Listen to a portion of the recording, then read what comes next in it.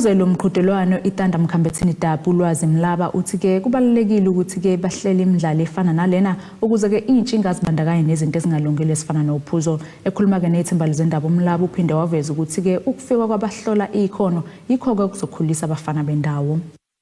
Bekuqhudeqhude mnikiso ngolakhe kumqhudelwano THNDR MKHAMBATHINI DERBY ohlanganisa amaqembu amabili okuyimaqonqo City kanye ne-AC Mkhambathi United.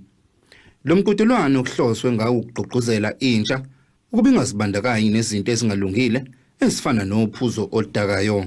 Uma kuqala unyaka kufanele sibonakalise ukuthi asifuni izinto ezibanga ukuthi sigcine siphuza, sigcine senza izinto ezingasile. Sihlale ilanga lonke isonto lokuqala onyakeni saba nomncintiswano obemnandi kanjena.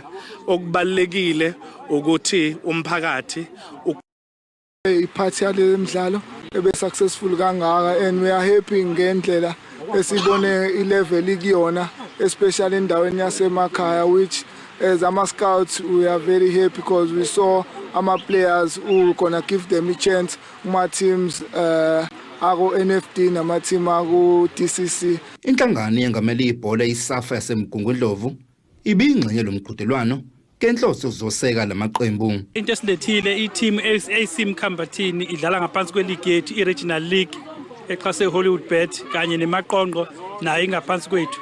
Yilo wathi sokubona kuzofaka enkulu support ngoba ama-team ethu njengasesibuya nje emaholidini bazoqala badlale nesidwig.